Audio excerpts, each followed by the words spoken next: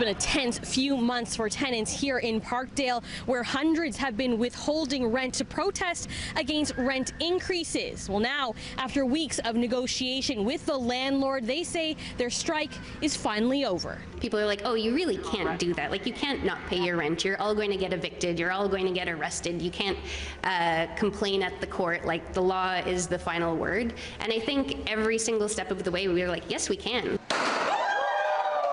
Cheers at a Parkdale building today as residents marked the end of a long battle. Feeling great, very happy, very relieved.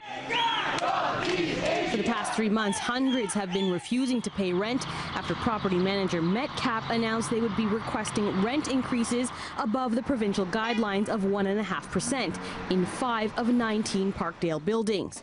After protests that saw clashes between residents and Metcalf's CEO, I have it on video. And mass eviction notices sent out, the two parties finally sat down at the end of June to negotiate. I don't think there's ever been another time that a group of tenants have been able to get a corporate landlord, a CEO, to come meet with them, to get an Alberta Crown Corporation to come from across the country to meet with tenants, to listen to their demands.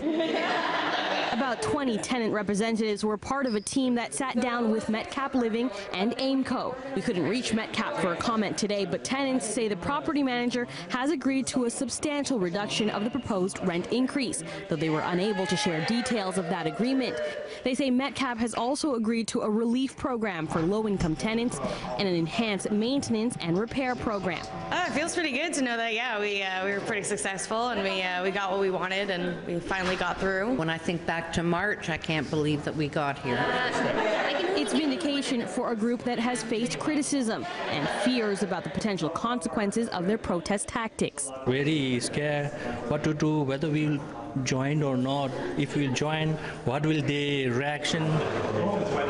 And for many of these tenants, some of them coming from low-income and immigrant families, getting to sit face-to-face with major corporation heads has been surreal. Certainly not thinking I would sit at the table with the CEO of my apartment building. We spoke very honestly and from the heart, and hoped they would listen, and they did. Now, the new negotiated rent increase will go into effect for 2017, and that means for some buildings it will be retroactive.